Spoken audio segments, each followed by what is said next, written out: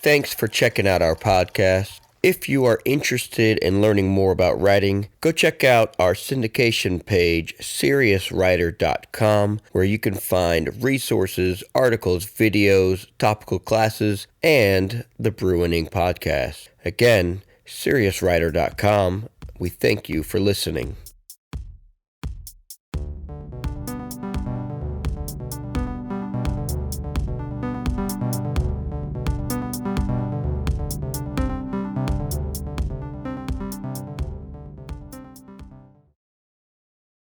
All right, and welcome, faithful listeners, back to another episode of the Brew and Ink podcast. Booyah. We are here tonight with Britt, Katie, and myself, Steven, and we are happy to be here with you guys. Thank you guys for listening, and how have you guys been? Pretty good. Very busy with the garden. Christmas came the other week in the form of mulch. Is it like red and green mulch? No, it's You said Christmas. It's oak mulch. It's Smells called beautiful. Christmas in July. That sounds This is true. sounds like it smells amazing. Yeah, it's this huge pile of mulch in my driveway Nice. that I'm using to amend my garden and build new garden beds and planting for the autumn. Yeah. Yeah. How about you, Britt? Did you have a good week? Had a great week. Very busy and a lot of writing.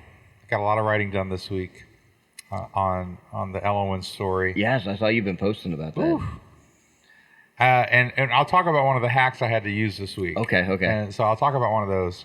But it's going really well. Just to tease you guys, our Just a teaser. topic for today is going to be about hacks, storytelling, character writing, all Art, those kind of creative hacks. hacks, Yes, right? creative hacks. So no, I got a lot done. I'm really enjoying where the story is going to go, where it's going, and where it's going to land. Because I'm getting towards the end, Yes.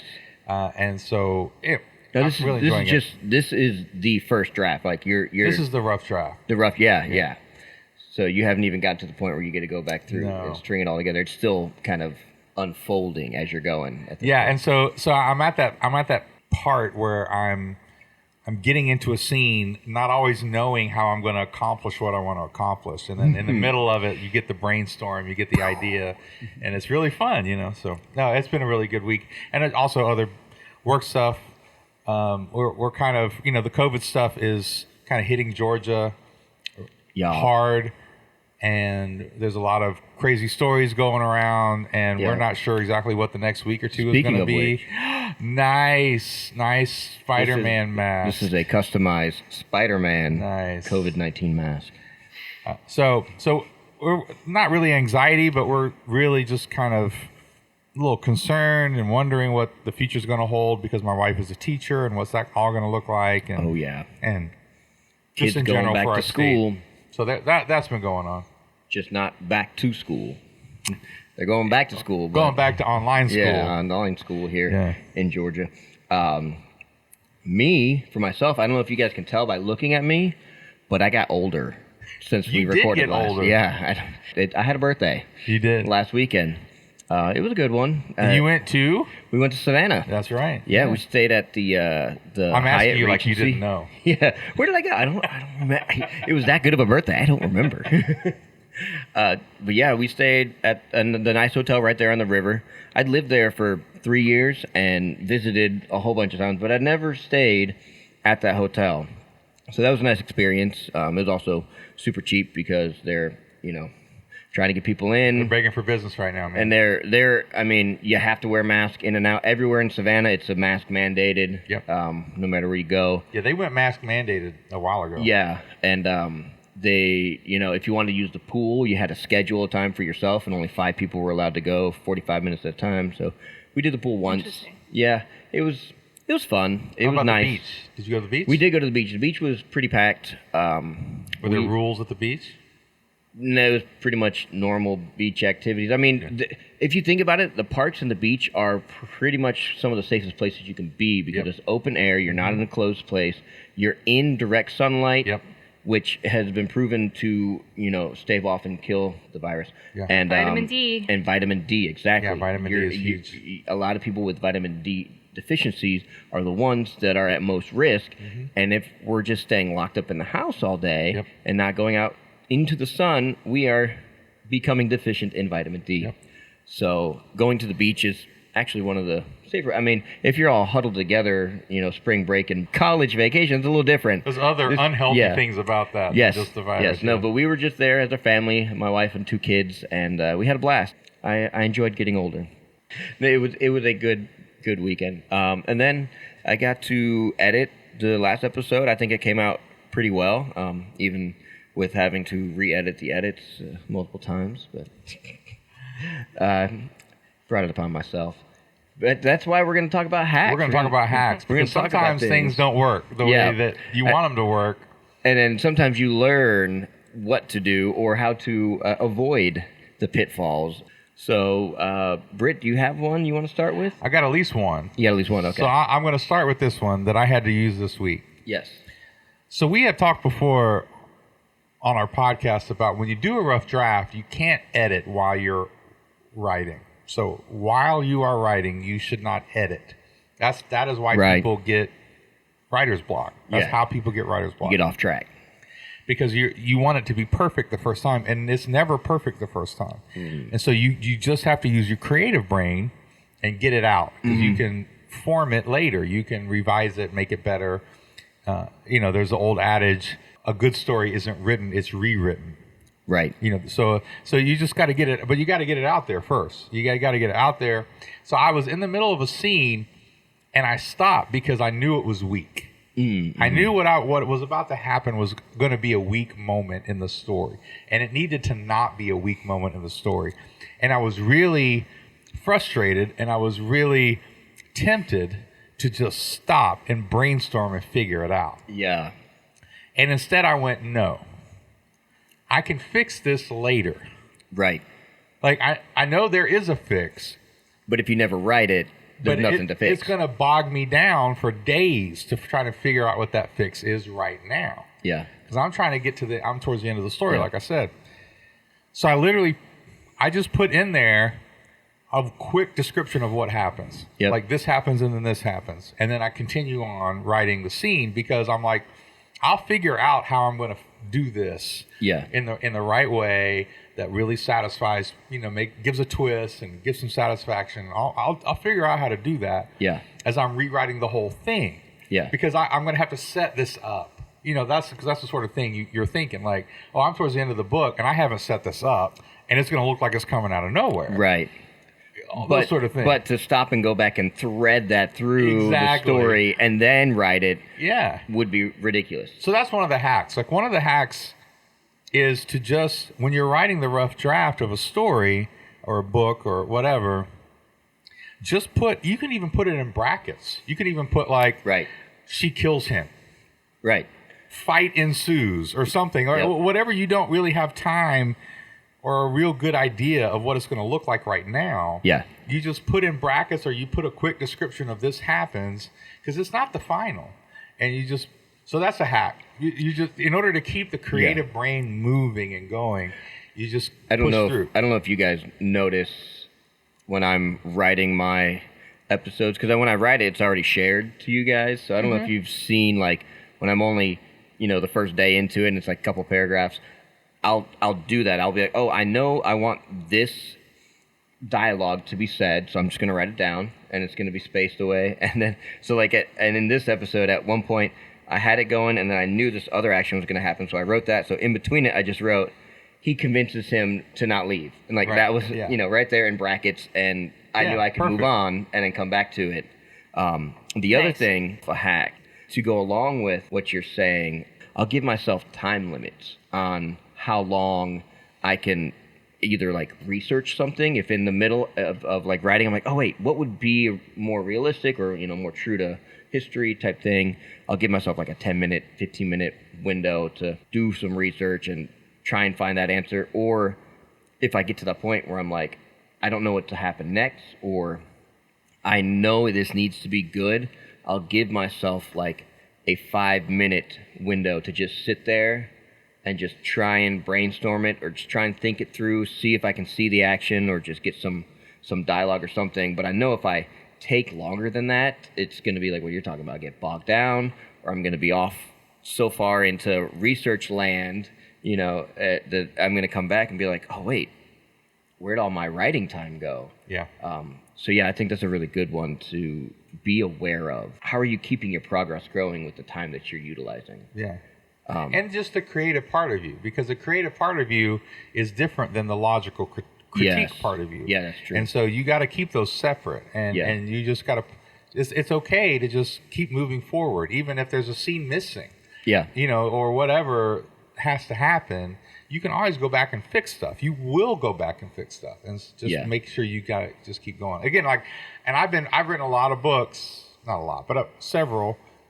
And I still have to convince myself to not become the critic in that moment and just continue to push forward. Yeah. Yeah, there's times where I'll write in a scene with multiple characters that I may not know who those characters are at that point. I may have like 2 or 3 of them, but I'm still writing these actions in there knowing, okay, once I have everything out, I'm going to really be able to flesh out who this guy is or who that guy is.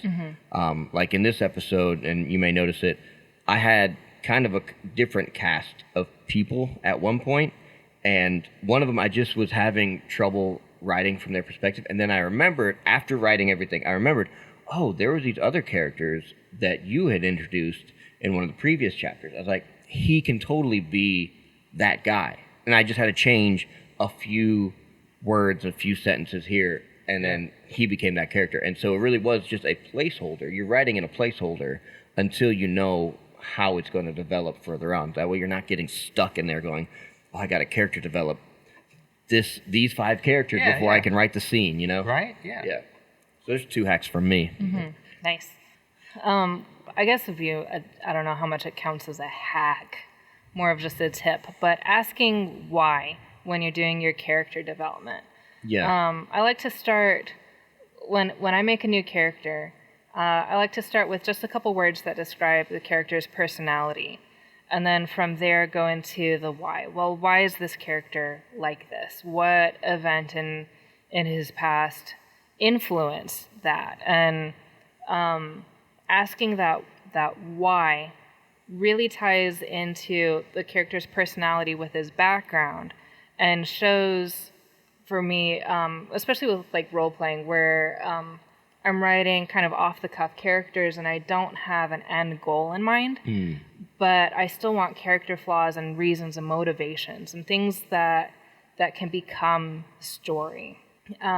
Finding those whys can and answering them, not necessarily all of them, but it pulls the character's history and illustrates where there's need for improvement in the character, and maybe like sore spots. So A is like this because he experienced this bad thing that still needs to be addressed and it affects him. And how does that affect and dictate how he's going to ask in these future scenarios that can then come around and tell a greater story. It opens up the character easily, I think.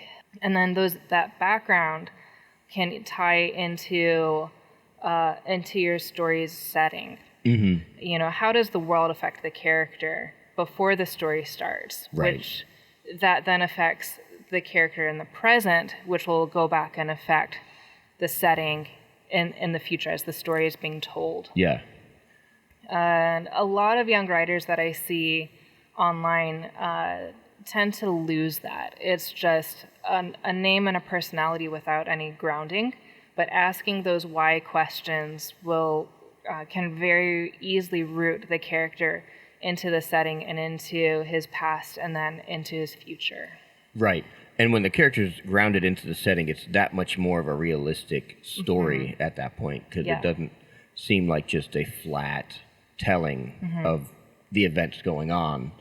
Yeah, I think what Katie's talking about is really important when you do a story, because a story is about goals. It's about what is this person trying to get in life, or in the story. It doesn't have to be maybe in life, but there has to be some sort of goal.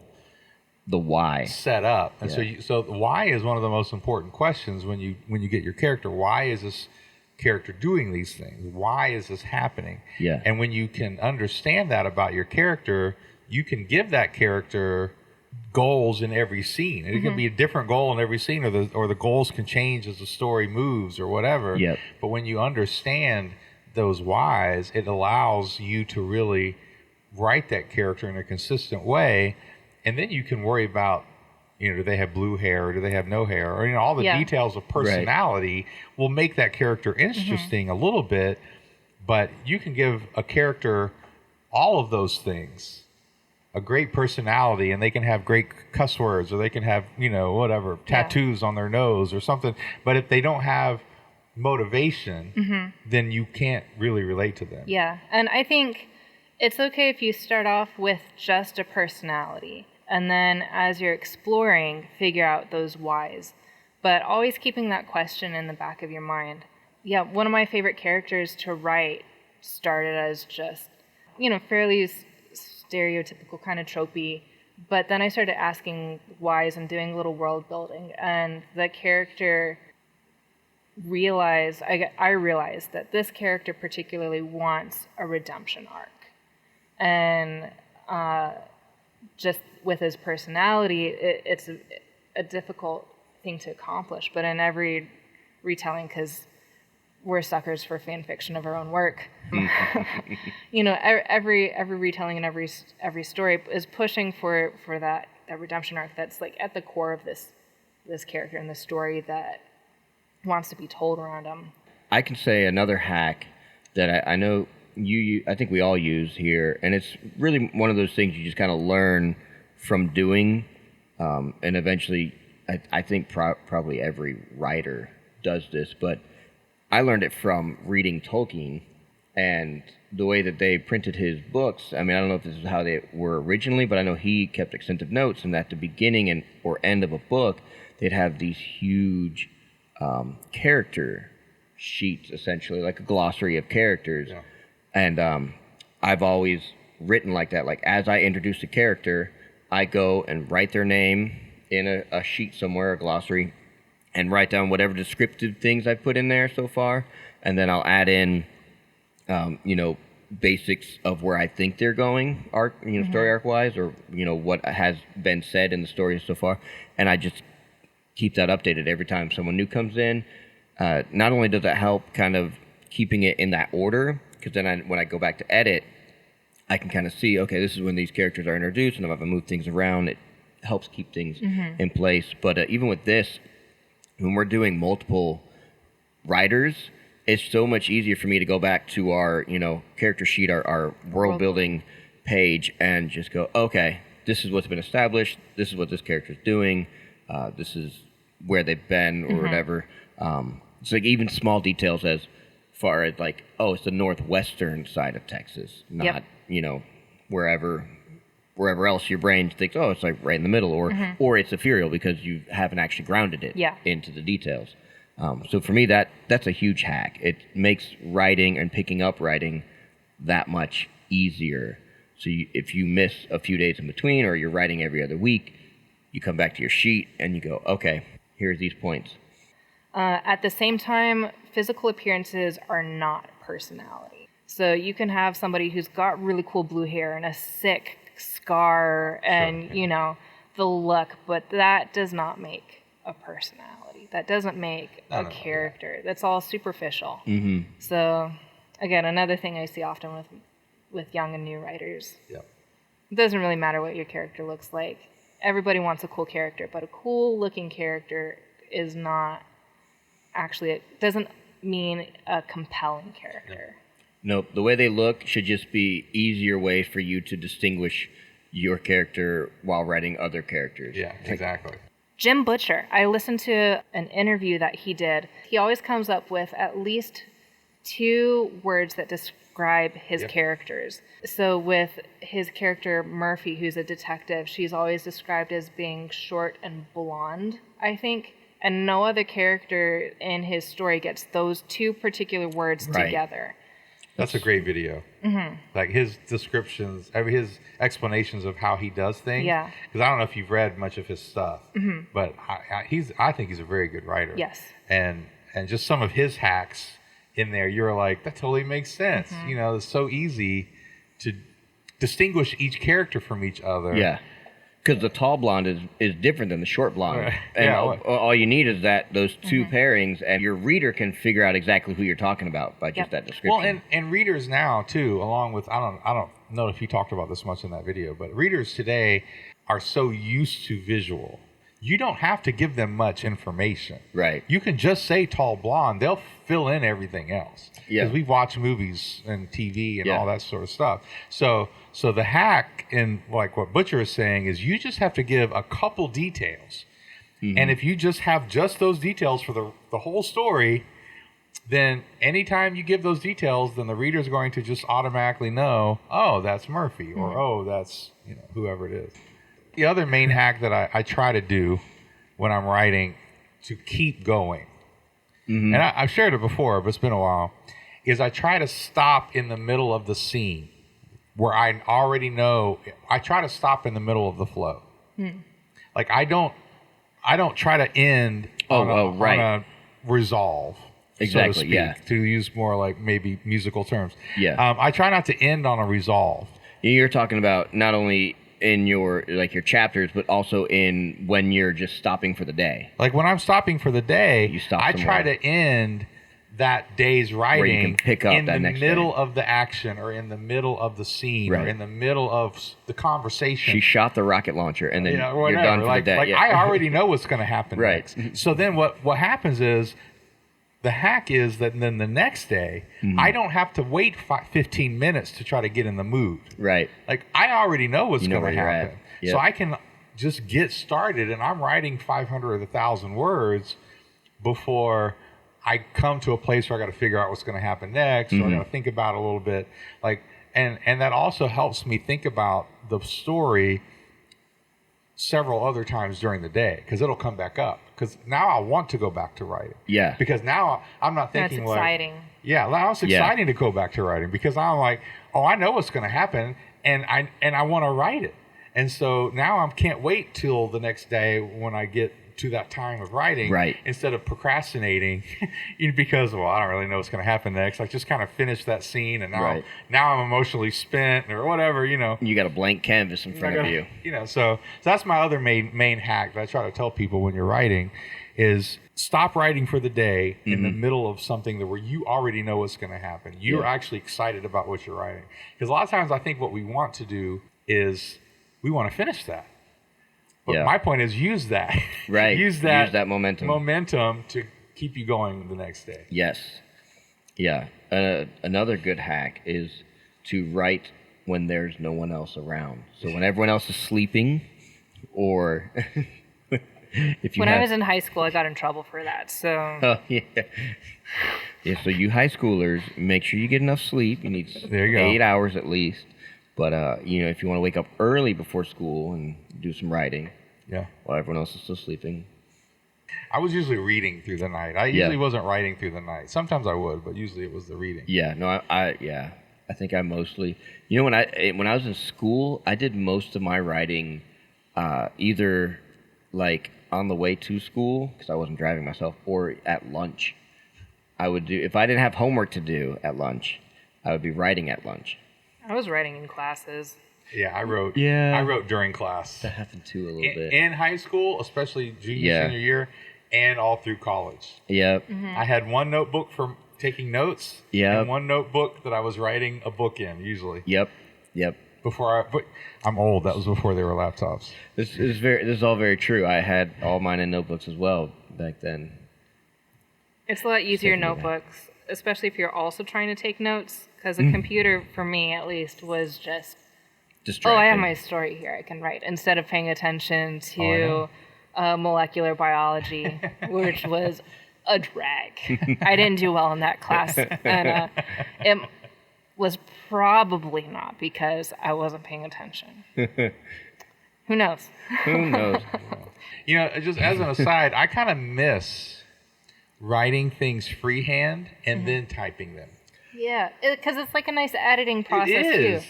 It totally is. You get a leg up that way. Because I felt way more. I think part of the reason why a lot of writers today get frustrated and get into more writer's block is because we're writing on a computer where it looks professional already.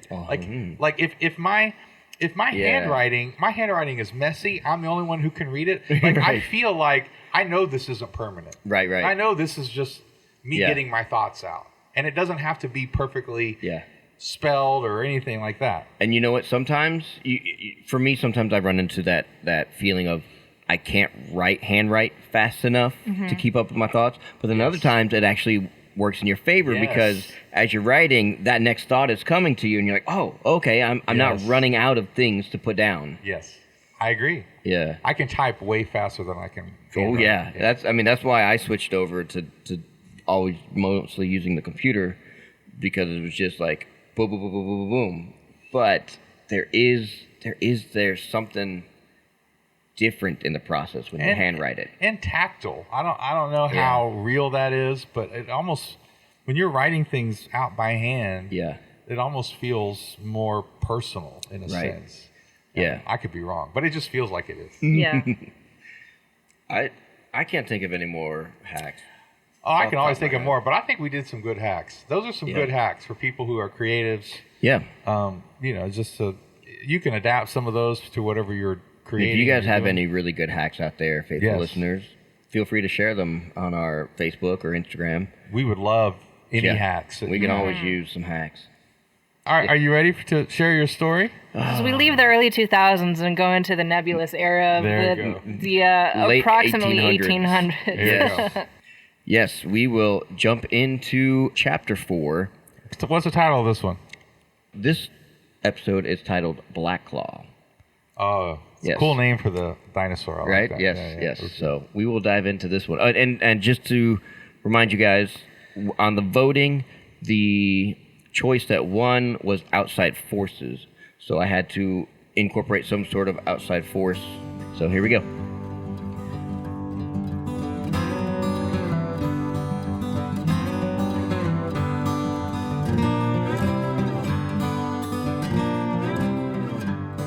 Hero is a four-letter word. Chapter 4, Blackclaw.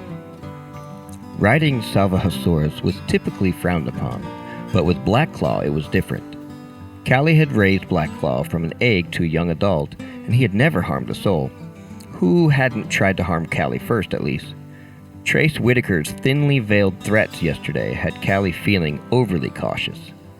She had begun saddling up her crasher. That hard, thick skull of his was great protection. But Callie got to figuring she would ride something that looked as intimidating as it could be dangerous. In town, everyone gave Callie and Blackclaw a wide berth, making it a point to cross the street before getting anywhere near the purple and black striped Salva.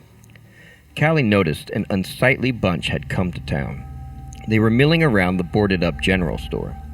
She passed them heading towards the sheriff's office, noting scars and stains that indicated these were men familiar to violence. Callie counted 3 Chinese, 2 natives, and that young man with 2 pistols Callie saw on the wagon with Trace yesterday. Callie gave a sharp nod of her head towards the men, returning their glares. The young man gave the slightest tip of his hat towards her. The sheriff's office was close enough to the general store that Callie could still feel their stares on the back of her neck. She tethered Blackclaw to the post next to Arthur's horse. She was a bit hesitant leaving her Salva next to his horse tethered up and unable to run away should Blackclaw decide he looked like a nice meal. Reaching up into the saddlebag, Callie pulled out a large piece of jerkied meat and slipped it to Blackclaw while she cooed a few bars of an old native lullaby she had learned as a serrero. It soothed Blackclaw, who settled down into a resting position holding the jerky between his small forepaw and the ground, lightly nipping at it. Satisfied, Callie walked inside to find the 2 lawmen in the midst of a tiff. Arthur stood leaning hard against the counter, his arms straight out in front of him, his back turned from the pacing sheriff who was packing his things with haste. "But sir," Arthur said, "if you leave you are letting him win. How am I to hold this city myself? Do you even have a replacement?" Sheriff McKenzie stopped for a second to consider his young deputy. With a grave look of sincerity, he said, "It's gonna have to be you, boy. For now, at least. I'll send someone to come help once I'm settled in down south." So you're just abandoning your post? Leaving the people behind for a deal and some money, Arthur said. Son, it was not just some money. It is a considerable amount. Set my family up for generations to come. Look around, Arthur. I'm not leaving the people behind. Most have already left. The sheriff paused to sigh. Look, Arthur, I know you just got here, but call it an opportunity. If Trace comes to you with a similar offer, I suggest you cash in on your luck and take a hold of a new destiny. Callie finally spoke up. So, you took the deal, Sheriff. You're leaving us here to fend for ourselves. Now, just as unfavorable faces begin showing up, you're going to put all that on the shoulders of this young boy here? Most people in town don't even know his name yet. Sheriff Mackenzie jumped a bit at Callie standing there. His hands faltered as he tried packing his last suitcase. He haphazardly flung some loose papers on top of his unfolded clothes, shut the top, and fiddled with the leather buckle. His fingers fumbled as Callie took a step closer, awaiting him to acknowledge her question. Oh, hello, Callie, the sheriff said. He busied himself with searching through the drawers one last time. I assumed you'd be busy packing today as well. Trace said he was heading over to your place after he met with me yesterday morning. No, I didn't take the deal. I ain't selling out my family's land for no amount of money. But I guess the good people of Pride's Creek don't mean more to you than a filthy pile of money. A flash of indignation flared in his eyes as he finally met Callie's. My dear, the good people of Pride's Creek have all left. Now we're left with vagrants, foreigners, Trace's men, and you two, a young idealist and a reformed bounty hunter. The sheriff stood there, fist balled up and ready to be challenged. Callie coolly took one step closer to the sheriff and spoke in a quiet voice, layered thick with warning. Bounty hunter is what they call me when I got paid to kill people. But I also done it without pay or bounty, when someone stepped out of line or their yellow cowardice cost others their lives. The sheriff's jaw clenched and his hand twitched as if he might reach for his gun. Callie eyed him up and down, squaring off her shoulders. Arthur stepped between the two, holding up his hands. Whoa now, let's not turn on each other here. That's what they want us to do. If they divide us, they win. With the sheriff leaving, they've already won, Callie said and spat on the floor. I see you still got the badge on, Mackenzie. Why don't you go ahead and hand it on over to Arthur there? That way I won't be accused of gunning down a sheriff if it comes to it. Mackenzie's shoulders slumped. With one hand he undid the sheriff badge. His eyes locked on Callie's as he handed it to Arthur. You're a fool for sticking around here. It's nothing but a death sentence, a statistical eventuality. Breaking eyes with Callie, he looked one last time at Arthur. Get out while the getting's still good. Then he grabbed his trunk and an armful of loose items and headed out the door. Well, varmint scat, Callie said under her breath. There goes our best chance at stopping Trace and his men from doing as they please. What do you suppose we do now, Miss Callie? Arthur said while fingering the sheriff badge. Then a question came to him. Were all those things true you said about killing men and being a bounty hunter? Kid, I've had a lot of different occupations in my days, most of which I've left behind or atoned for. Have I killed men? By the dozens, but I ain't no murderer. Never killed a man who didn't know it was coming. Well, I don't know much about you other than the stories I've been told, but I know this much. Callie O'Shea, Pride's Creek needs someone like you now. Take on this mantle. Help me stop Trace from turning this place upside down. Arthur held out the sheriff's badge for Callie to take. I ain't the type to be wearing one of those, Callie said, pushing his hand back away. But Miss Callie, I need your help. I can't do this alone. Callie was saved by a commotion outside. Looking out the window, she could see the ragtag group of men had crowded in close around Blackclaw and were tossing stones at him, laughing when it didn't seem to faze him. Stepping with purpose, Callie approached the men crowding her saurian. I wouldn't be bothering that Salva right there. He's calm and minding his own. But you keep on tossing those stones at him, and he's gonna get interested in you. Blackclaw looked up at the sound of Callie's voice and seemed to notice the men standing around him for the first time.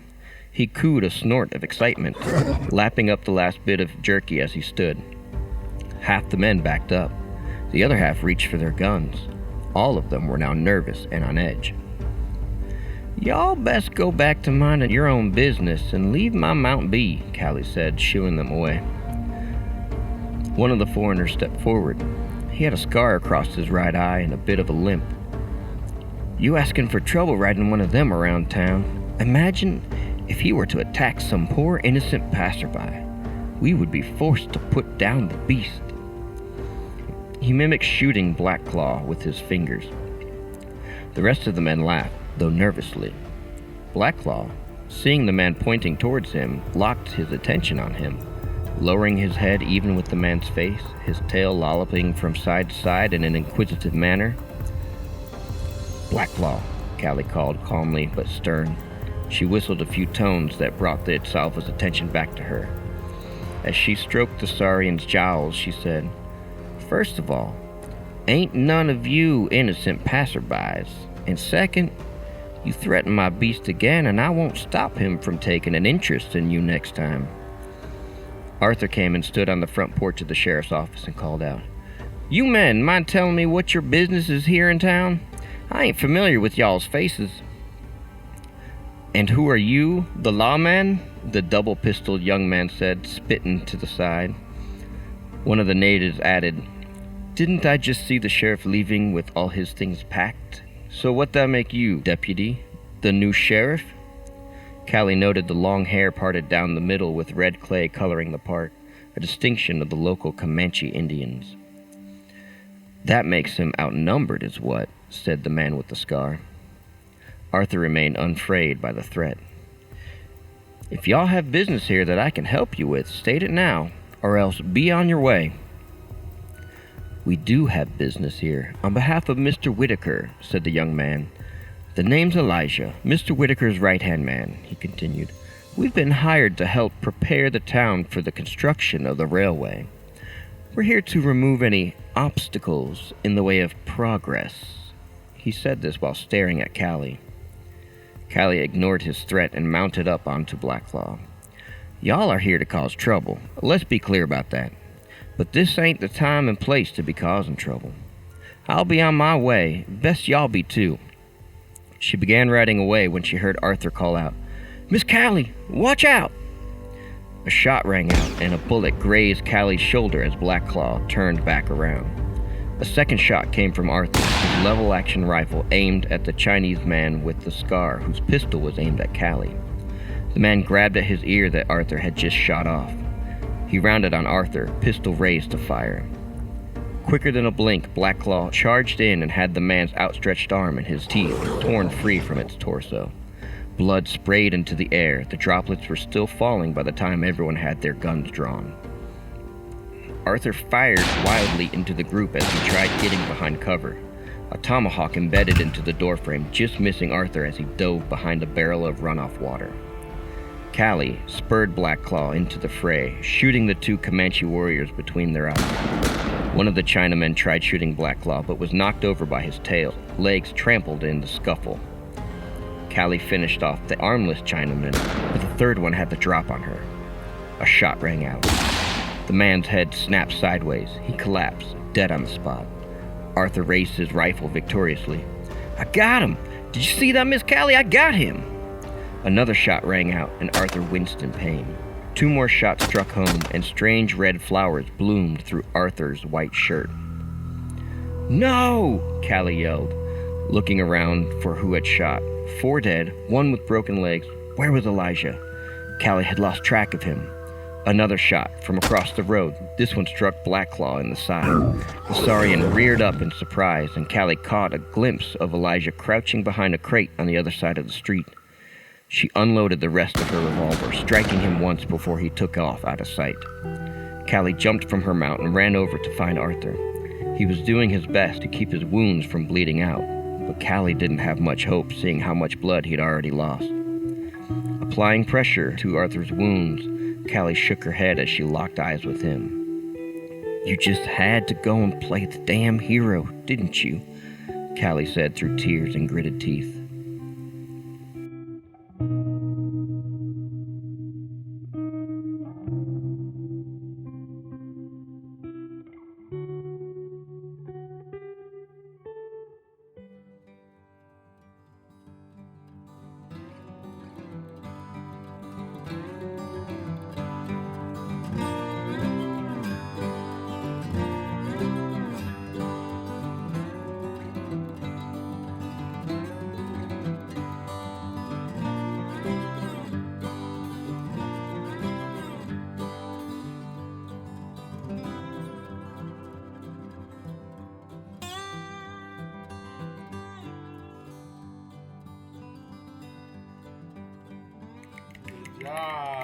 So that was chapter 4. Chapter 4. Yes.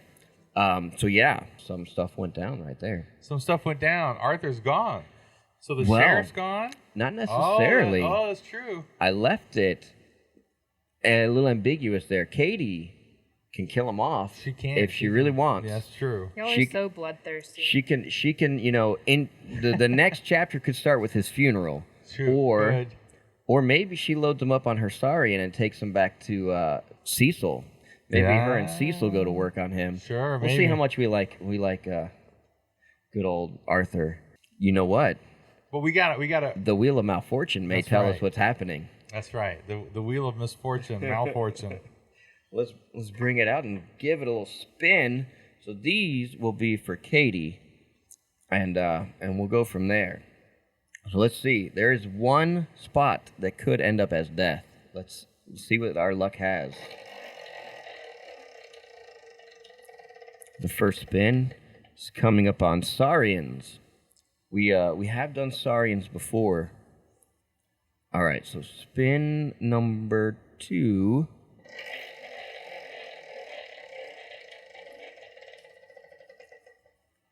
Oh, death. We have landed on death. Go, people could choose whether they want to save them. Okay, death. And what's the other one? Saurians. Saurians. Okay. So yeah. So what? Katie, you said you liked some of that episode, and you liked the dialogue between the sheriff. Yeah, that was and nice. Callie. Yeah. Nice and sharp. And yeah, they lost a sheriff. Now they potentially have lost their deputy. So it's not looking good for Pride's Creek. Nope. See what happens next. Yes. It's all up to Katie now. It's all up to our faithful listeners. Are you going to choose a death, or are the Saurians going to come in? Saurians? Maybe we find out that Saurians have some sort of special something or other in their saliva or their blood that just really helps people recover from bullet wounds. But yes, faithful listeners, it is up to you guys to choose, and you can find those voting polls on Instagram, Facebook, and a straw poll link that will be embedded in the comment section when we link you our episode to the episode on Facebook or yes. whatever. Yes. Yeah, and like us, share us on Facebook. Yeah, share us with your friends. Share us with your friends. Pass us around. And go to the Patreon and kind of sign up for the Patreon. You know, we working on a lot of extra content over the past 6 months, year. Yeah.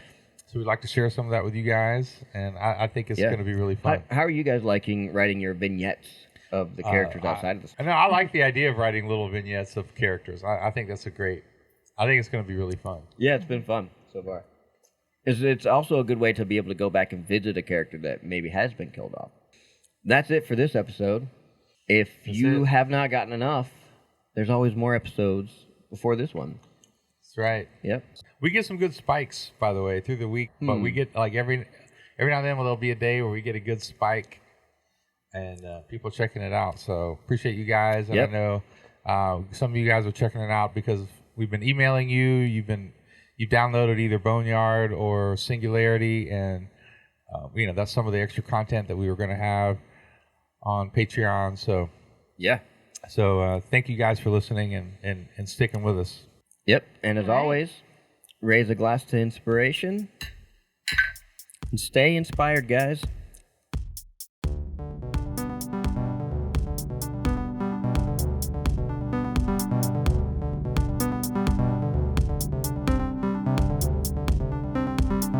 Not hacky sacks, because No. that's kind of annoying sometimes.